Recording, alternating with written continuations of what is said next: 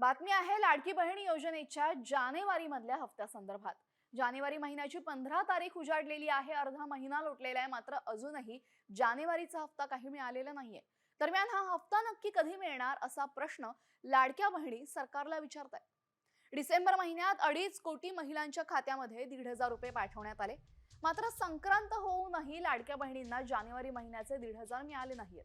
तेव्हा जानेवारी महिन्याची रक्कम येत्या काही दिवसांमध्ये मिळणार का अशी विचारणा लाडक्या बहिणी करतायत।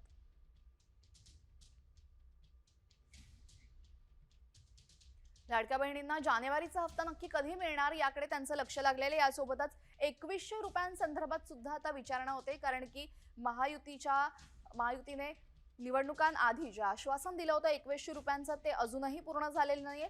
त्यामुळे आता अर्थसंकल्पामध्ये आश्वासन पूर्ण केलं जाईल का की त्याआधी हे पाहणंही महत्त्वाचे ठरणार आहे।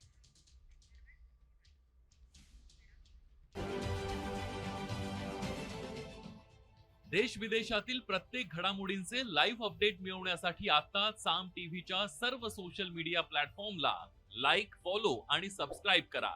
तसंच सर्व नोटिफिकेशनसाठी बेल आयकॉन प्रेस करायला विसरू नका।